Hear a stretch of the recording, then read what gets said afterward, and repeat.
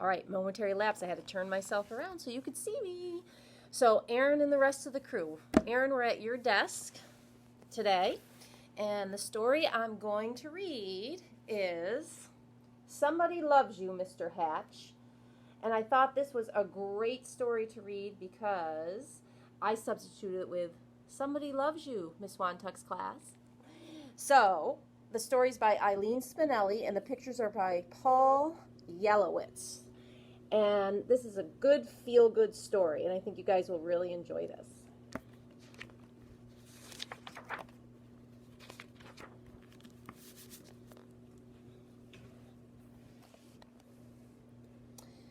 Mr. Hatch was tall and thin, and he did not smile. Every morning at 6:30 sharp, he would leave his brick house and walk 8 blocks to the shoelace factory where he worked. At lunchtime, he would sit alone in a corner, eat his cheese and mustard sandwich, and drink a cup of coffee. Sometimes he brought a prune for dessert.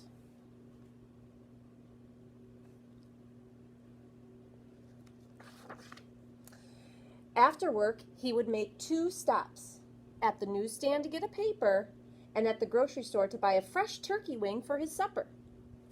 After supper, he read the paper, took a shower, and went to bed early. He keeps to himself. That is what everyone said about Mr. Hatch.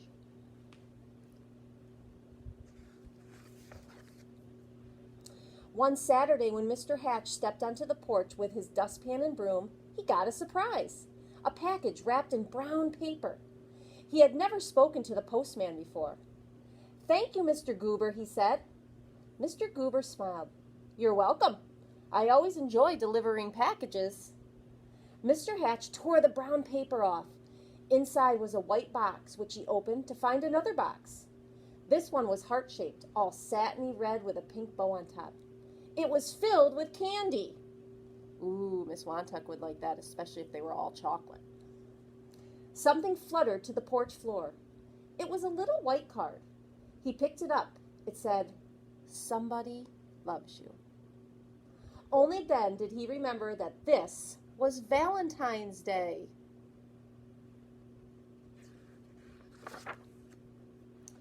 Mr. Hatch wondered and wondered. Now, who would send this to me? He was all alone. He had no friends, and yet someone had sent him a valentine. Who could have done it? He put the box on the coffee table and tried to do some dusting, but every time he left the room, he had to keep peeking to see if the box was still there. He dusted and dusted, and the dust cloth seemed to whisper, "Somebody loves you. Somebody loves you." At last, he flung the dust cloth away and exclaimed, "Why, I've got a secret admirer!" And then he did something he had never done before. He laughed. He laughed and danced and clapped his hands, and then he took a piece of candy from the box and ate it.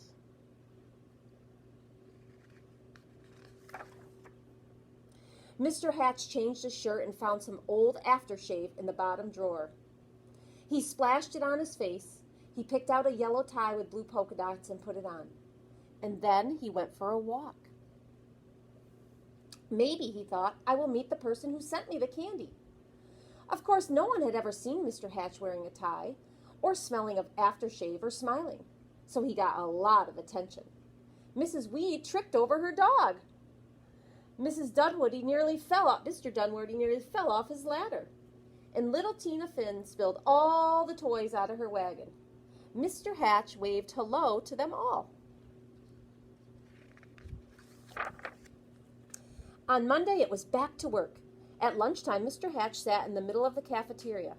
He spoke to everyone and passed out chocolates from his heart box.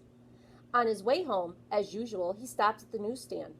Mr. Smith handed him the usual newspaper. "I think I'll have a pack of mints," said Mr. Hatch. Not as usual, because remember, he only would pick up the paper. Mr. Smith was shocked. "Oh, was that you speaking, Mr. Hatch?" "Indeed it was," said Mr. Hatch. "I said I would like a pack of mints. And if you don't mind my saying so, Mr. Smith, you don't look very well today." Mr. Smith recovered from his shock to reply, "You're right. I don't feel very well. I have a cold. I was supposed to go to the doctor's this afternoon, but the stand has been so busy, I haven't had time. Mr. Hatch smiled. Why, I'd be happy to watch the stand for you while you go. Mr. Smith could hardly believe his ears. You would? And so Mr. Hatch ran the newsstand for an hour. He wondered if any of the women who stopped by to buy a paper or a magazine or a candy bar had sent him the mysterious Valentine. What do you boys and girls think? What is your prediction? Who do you think sent Mr. Hatch the big box of candy?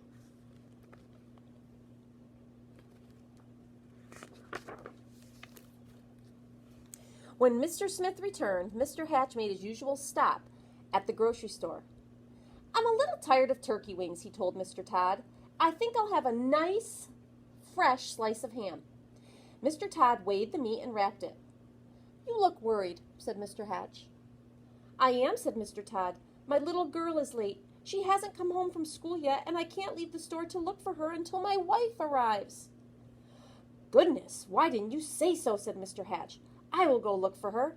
And so he walked to school and found little Melanie Todd by the swings and brought her home. Thank you, said the grocer. Any time, said Mr. Hatch. After supper, Mr. Hatch did not bother to read the paper. He decided to bake brownies instead. It would be nice to have brownies to share the next day with the people at the shoelace factory. As he baked, the warm chocolate smell of brownies floated through the neighborhood. Children gathered round Mr. Hatch's house, sniffing at the air.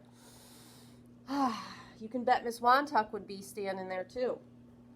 Well, I suppose the factory can wait, said Mr. Hatch as he looked out the window, and he brought out 2 platefuls. Now, what are brownies without lemonade, he said, and he stirred up a nice cold pitcher. When the parents came to gather their children, they had some brownies, too. It turned out to be a picnic in Mr. Hatch's backyard. He dusted off an old harmonica and played songs he remembered from his boyhood. Everyone danced.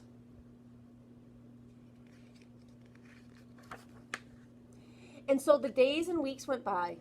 When Mr. Hatch wasn't smiling, he was laughing. And so when he wasn't laughing, he was helping someone. And when he wasn't helping someone, he was having a party in his yard or on his porch.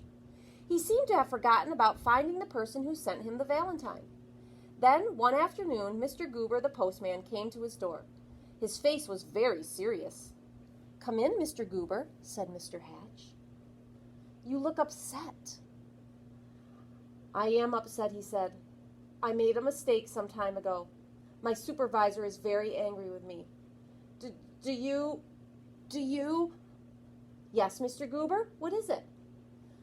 Do you recall the package I delivered to you on Valentine's Day, I think it was? Yes, I believe so, replied Mr. Hatch, beginning to feel a little bit uneasy. Why is he feeling so uneasy? What do you think the mistake was that the postman made?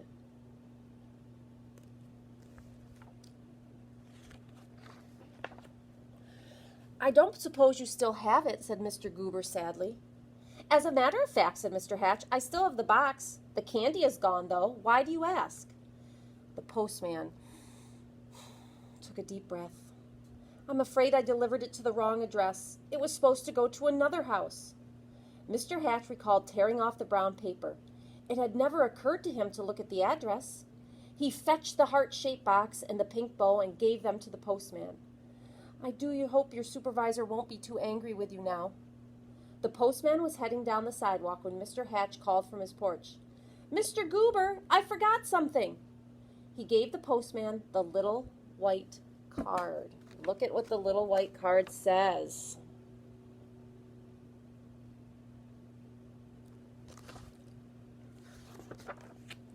Alone in his living room, Mr. Hatch sighed. Nobody loved me after all. Then he read the paper, took his shower, and went to bed early. The next morning at 6:30 sharp, Mr. Hatch left his brick house and walked 8 blocks to the shoelace factory. At lunchtime, he sat in the corner by himself, ate his cheese and mustard sandwich, and drank a cup of coffee. I'm feeling really sad for Mr. Hatch again.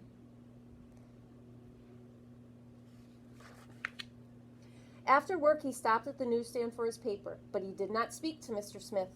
And when he ordered his turkey wing from Mr. Todd, he did not smile.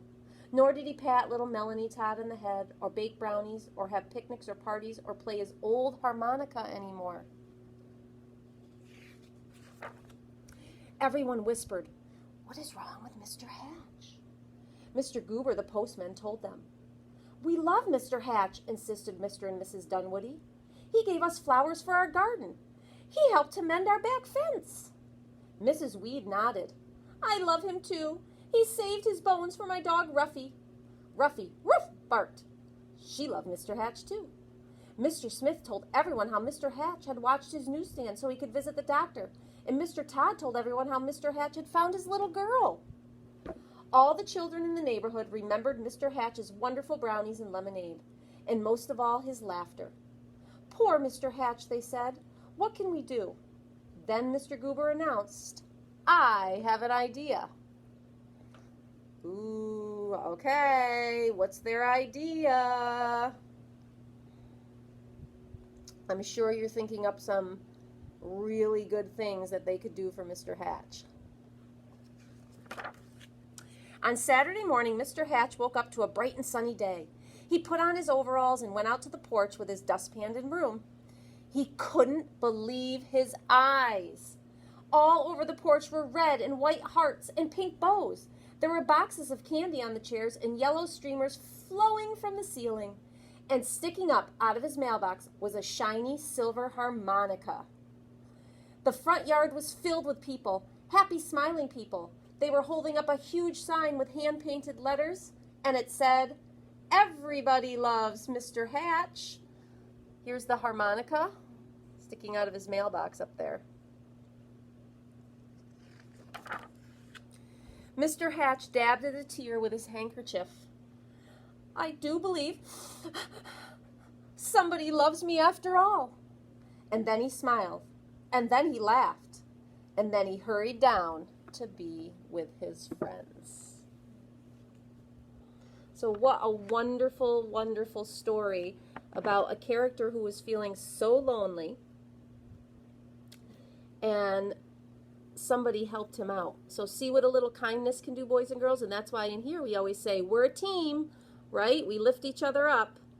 And even when we get upset and angry with each other sometimes, there's always a kind word you can say to help somebody. So Miss Wantuck loves you, mwah, sending you hugs and kisses again. And I've attached a little activity to this email, and you can always email me anytime. Love you all, and look forward to our story tomorrow.